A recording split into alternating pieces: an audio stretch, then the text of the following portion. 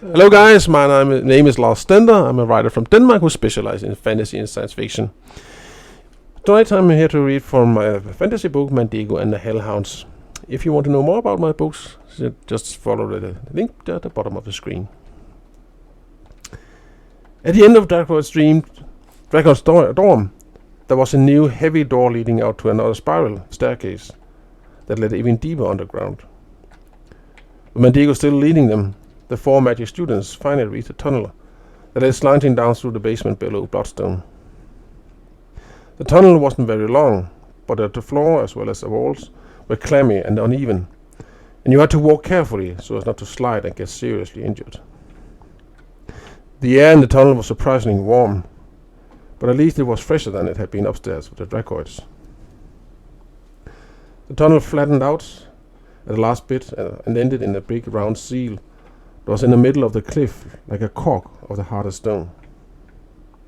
The front part of the seal was covered all over with magical runes, and even from a distance the 4 conspirators could sense the strong powers that surrounded it.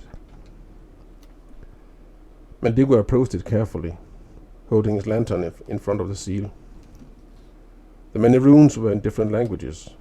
Some were Evo runes, others originated from alphabets down from the mysterious Suara, while yet others were unknown to Mandigo.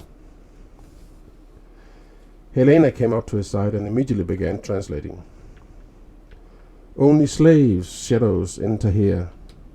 Cursed be all who break Angra Mainyu's red bonds and set Remhe's shield. Helena hesitated for a moment. She seemed pale in the glow of Mandigo's light. Angra Mainyu is a personification of evil and the most ancient of sources, she whispered hoarsely before her. And Set Remhe is a deity of chaos, storms, and sudden death. She studied the last runes on the seal and moistened her lips.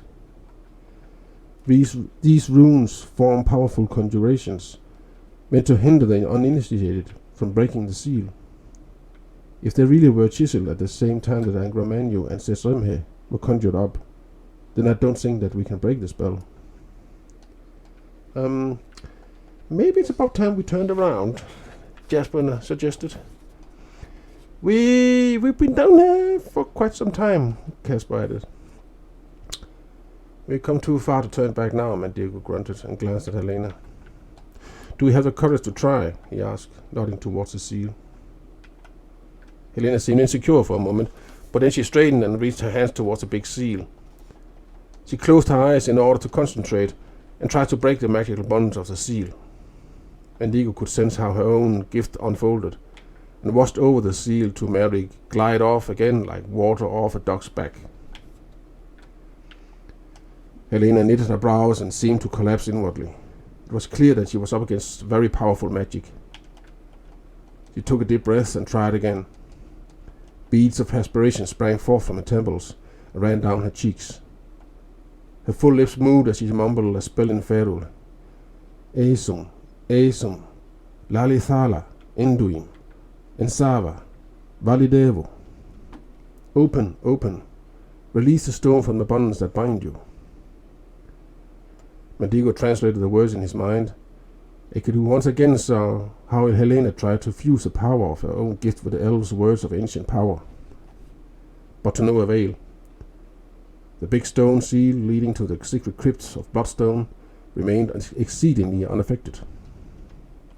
Helena, on the other hand, dropped when her own power rebounded and hit her like a scalding hot shower, and Mandigo had to quickly catch her and support her with the help from Casper. I can't, she croaked feebly. She was deathly pale and feverish, and her eyelids closed. Through the fold of her frock, Mandigo got a warm sense of her body's softness and its curves underneath, and he again felt how his own body reacted intensely to her physical nearness. He bit himself in his lip from shame and confusion. He looked down at Helena's sweaty face and felt an almost irresistible urge to kiss her at that very moment. Mandigo was not a naive. He knew very well that people who cared for each other both kissed, hugged, and made love to one another or did things with each other that were even more serious and naughty. It was just that he had never felt such urges before, and he had at all expected to experience them in the presence of Helena. After all, he didn't even like her. With an awkward gesture, Mandigo entrusted Helena's safety to Jasper and Casper, and instead went over to look more closely at the big stone seal once more. Maybe it would be a good time to stop now, Casper suggested again. We'll never get through it, Mandigo. Helena is undoubtedly the strongest of us, and if she can't break the seal, none of us can. Mandigo didn't answer. He glared doggedly at the seal, unwilling to admit their defeat. He fretted and fumed and looked down. He caught sight of a small dagger that he was carrying in his belt. He had one day found a blade in Gorgash's smithy. It was supposed to have been thrown out, but Gorgash had realized that it would be better to let Mandigo practice his forging proficiencies on the blade first. The result may not have been aesthetically pleasing, but the blade was sharp, and Mandigo was proud of it, because it was the first dagger he had worked on independently. He now took hold of the dagger and started to carve a rune in the stone seal. It wasn't easy. The magical shield that protected the stone made it hard for him to get the edge of the knife to cut properly. But he discovered that if he pressed against the seal with one hand and let his gift run freely, he could just create enough space to carve a small Evo rune, that is, the rune Devo, which stood for control. When the rune was finished, he took a few steps back, pressed his right hand against the rune, took a deep breath, and cut loose.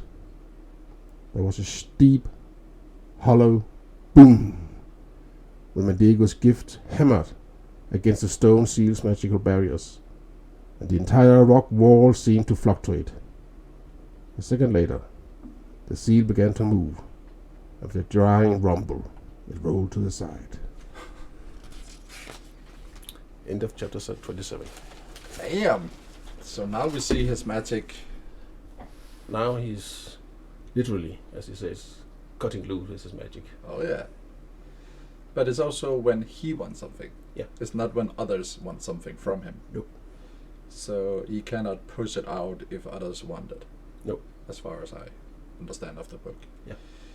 So he's a horny little guy. Yeah. Yeah. He has blood in both ways. Yeah. Yeah. Yes. That is him becoming a young teenager. Yep. That's right. With everything working. Yeah. Yes. Well, there's a lot of surprises for a young man. Oh, yeah. So short a time. I mean, it just took 5 minutes ago. They went on the ground. You know. Everything for his time. Yes. So now we are into definitely a bit more interesting things as we are going to this store. Yeah. The question is, what's gonna happen now? What's on the other side?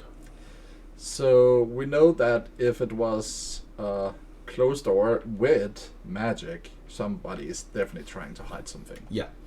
And it's probably not good. That's right. That would be weird. Yeah. Weird. Sorry. Elena, she points out that the name Angramanio is the name of the ultimate evil, the first evil on the world, on Earth. So that's Lilith. Yeah. That is the first. That's the first evil. Yeah. So it cannot be other things. Even that would be in our world. Yeah. This is another world, so it probably have other things.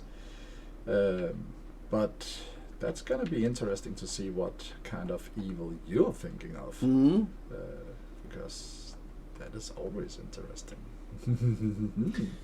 And also is perhaps a connection between that evil and the Lord of Shadows that we have discussed before. That could definitely be, yeah. So, but we have to wait for another chapter. No, I don't. You have to wait. Let's close it up. Yep.